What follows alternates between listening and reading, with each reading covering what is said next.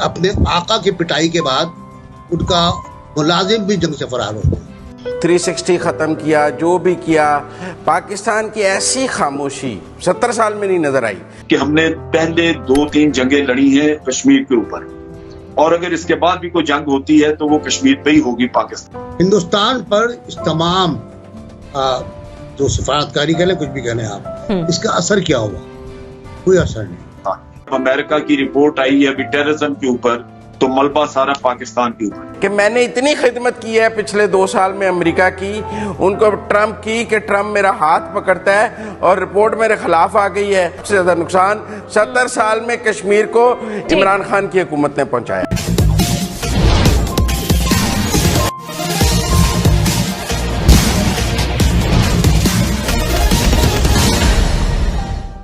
अभी आपने पाकिस्तान के एक टीवी चैनल पर चल रहे एक परिचर्या का कुछ अंश सुना, जिसमें अपने आका की पिटाई का जिक्र किया गया है। वास्तव में यहाँ आका से इशारा चीन की तरफ था, जिसकी पिटाई भारतीय फौजियों द्वारा की गई थी और अब चीन ने भी इसे स्वीकार कर लिया है और उसी के परिणाम स्वरूप अब दोनों देशों के सैनिकों का LAC से वापसी की प्रक्रिया प्रारंभ है।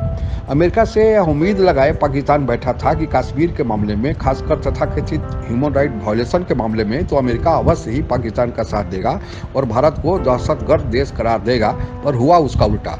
अभी जो ताज़ा रिपोर्ट अमेरिकी सरकार ने ह्यूमन राइट पर प्रकाशित किया है, उसमें पाकिस्तान को ही दहशतगर्दी का एपिसेंटर बनाया गया है। जब प्रधानमंत्री इमरान खान ही अंतर्राष्ट्रीय आतंकवादी ओसामा बिन लादेन को शहीद का दर्जा देंगे, तो ऐसे रिपोर्ट का आना स्वाभाविक ही था।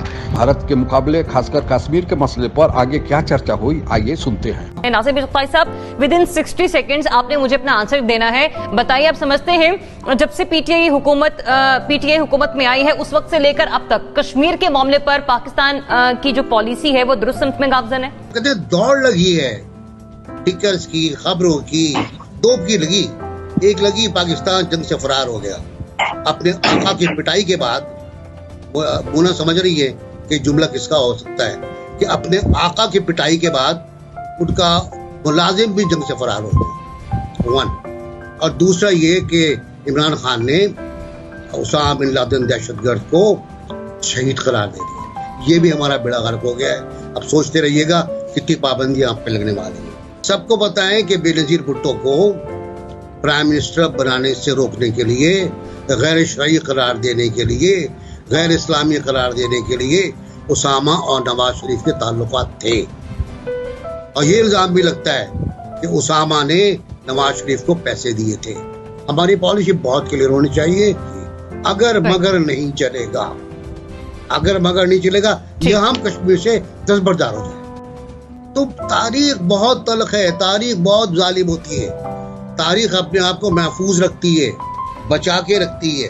जनरल साहब जानते हैं। ठीक है, सुन लिया। यहाँ पे जरिया पे कमेंट मैं 61 सेकंड्स में बताता हूँ तुम्हें कि बिल्कुल पॉलिसी हमारी कमजोर है और मैं नहीं समझता कि इस पॉलिसी से कोई पॉजिटिव नतीजा आप हासिल कर सकते हैं। इस पॉलिसी में कोई फिनेस नहीं है। तो ये तो सूरत हाल जैसे जैसे बदलती है, लोग अपने स्टांस भी और चीजें बदलते रहते हैं। लेकिन कल के बारे में जो आपने बात की, देखिए बात ये है, मेरी स्टेटमेंट ये थी कि हमने पहले 2-3 जंगें लड़ी हैं कश्मीर के ऊपर, और अगर इसके बाद भी कोई जंग होती है तो वो कश्मीर पे ही होगी, पाकिस्तान में। लेकिन ये मैंने साथ ये कहा था कि हालात हमारे बदल गए हैं, जहां पे हम इंटरनेशनली आज आइसोलेटेड हैं किसी हद तक। और वो आपने देख लिया कि जब अमेरिका की रिपोर्ट आई है अभी टेररिज्म के ऊपर, तो मलबा सारा पाकिस्तान के ऊपर, और पाकिस्तान को उसमें मुलव्वस किया जा रहा है कि आप टेररिज्म में उनको टेररिस्ट को सपोर्ट कर रहे हैं। ये वो चीज है जिसके लिए पहले मेहनत की जरूरत है कि आप अपनी क्रेडिबिलिटी दुरुस्त करें, जो हमारी फॉरेन पॉलिसी में नहीं हो रही। इस बात की जरूरत है कि आपके 70,000 लोग मारे गए और आपके सर से ये फिर भी टैग लगा रहा आपके माथे पे कि आप टेररिज्म कराते हैं। आपको पता है कि अमेरिकन सोच क्या है। अफगानिस्तान से अब जितना भी टेररिज्म हमारे खिलाफ होता है, कोई सोच सकता है कि नेटो और अमेरिका को पता नहीं होगा, उनकी नाक के नीचे सारा TTP वहां से करती है, और लेकिन वो उसका नाम नहीं लेते। उस रिपोर्ट में जो अमेरिकन कांग्रेस ने छापी उसका कहीं जिक्र ही नहीं है।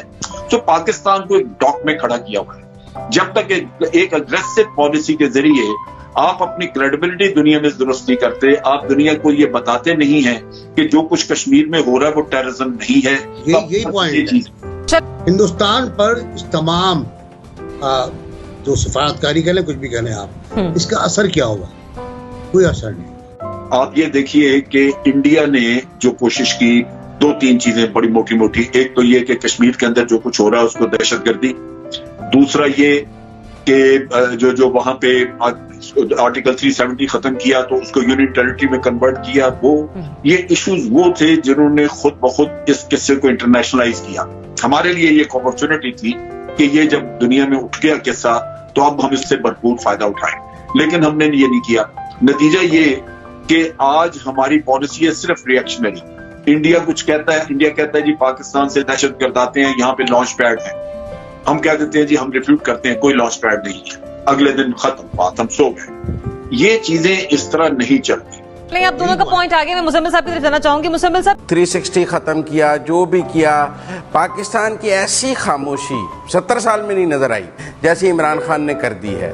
और कहा जाए कि सेल आउट किया है उन्होंने कश्मीर का मोदी के आगे, और ऐसा जैसे कि आज़ाद कश्मीर हम रख लें और मकबूजा कश्मीर वो रख लें, ये सोल्यूशन है। और इस सोल्यूशन पर मोदी और इमरान खान एग्री कर चुके हैं और वो आहिस्ता आहिस्ता माहौल को उस तरफ लेकर जा रहे हैं। कुछ तकरीर कर दी जाती हैं ताकि लोगों के जज्बात ठंडे रहें और वो कोई इतने गर्म ना हो सकें, वरना हाफिज सईद जेल में है और जो हमारे कश्मीर के लिए काम करने वाले लोग थे वो इस वक्त सारे जेलों में हैं। तो और हमारी कश्मीर पॉलिसी क्या हो सकती है इस वक्त जी?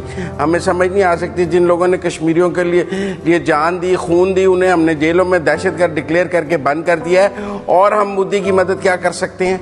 मुझे लगता है कि सेम पेज है, और सबसे ज्यादा नुकसान 70 साल में कश्मीर को इमरान खान की हुकूमत ने पहुंचाया।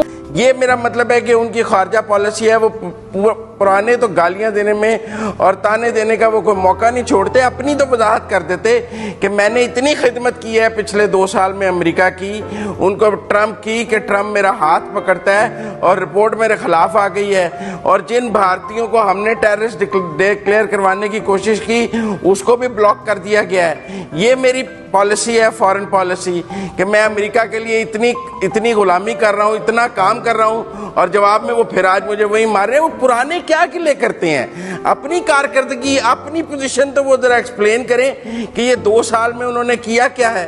तो मेरा मतलब है इमरान खान साहब तारीख को मशक करते हैं। अभी NBC ने भी कहा कि नवाज शरीफ की मदद करते रहे, उस वक्त तो नवाज शरीफ की वही पोजीशन थी जो आज इमरान खान की है एस्टेब्लिशमेंट के साथ। वो 1 पेज थ्योरी पर थे, अकल आने में उन्हें भी बहुत वक्त लग गया और इमरान खान को भी वक्त लग रहा है। ये तो ऐसा होता है पॉलिटिक्स में, पीपल्स भुट्टो को भी वक्त लगा अकल आने में। तो पॉलिटिक्स ग्रो करती है, और जब तक ग्रो करती है तब तक हम एक नया बंदा पैदा कर लेते हैं वो सारा काम करने के लिए जो पहले किया जाता है। तो मेरे ख्याल में बहुत बड़ा डिप्लोमेटिक फेलियर है फॉरेन पॉलिसी का इस गवर्नमेंट का। ये भी नहीं भूलना चाहिए कि इंडिया में मोदी जैसा कभी भी इससे पहले नहीं आया और इतनी मेजोरिटी से नहीं आया, और उसने जो अपने मैनिफेस्टो में लिखा था, ना सिर्फ कश्मीर में बल्कि भारत में भी वो कर रहा है। UN सिक्योरिटी काउंसिल में अभी जो भारत को मेंबरशिप मिली है वो उनको इतनी आसानी नहीं मिलनी चाहिए थी। इसमें यकीनन पाकिस्तान की लॉबी मजीद स्ट्रांग होनी चाहिए थी। अदर देन दिस, अगर हम कोई ये कहें कि जी हम वहां पर कोई अटैक करें तो ये चीज बिल्कुल दिस इज नॉट ये हम पॉसिबल। ठीक है Ibrahim, very quickly please. Shah Mahmood Qureshi साहब, जिस वक्त ये 5 अगस्त वाला इकदाम किया था भारत ने, तो उसके बाद इंडियन फॉरेन मिनिस्टर जो है वो 36 मुल्कों के दौरे पे गए। हालांकि एग्रेसिव कदम भी उन्होंने उठाया था, लेकिन हम रिसीविंग एंड पे थे। लेकिन हमारे जो शाह महमूद कुरैशी साहब हैं वो जो है वो सिर्फ मुल्तान और इस्लामाबाद और मुल्तान के दौरों पर रहे। मुसलमान ने हमेशा नुकसान उठाया जब उनकी अपनी सफों के अंदर मीर कासिम मौजूद अच्छा, जनरल साहब आप मुझे सेगमेंट कंक्लूड करने का मौका दें। जरूरी है, मुझे ब्रेक की तरफ जाना है। वरना इंडिया किसी न किसी की मदद से हुकूमतें बनाता रहेगा और आपको जलीलो ख्वार करता रहेगा। चर्चा से आपको अंदाजा लग ही गया होगा कि अब पाकिस्तान के लोग चीन का राग अलापना छोड़कर अपने देश की विदेश नीति दुरुस्त करने की बात कर रहे हैं। ऐसा ही भी है, भारत से पाकिस्तान की अगर जंग हुई तो उसमें उसके आका चीन न पहले ही पाकिस्तान का कोई मदद कर पाया था और न भविष्य में ही कर पाएगा। यही चीन की दोगली विदेश नीति है।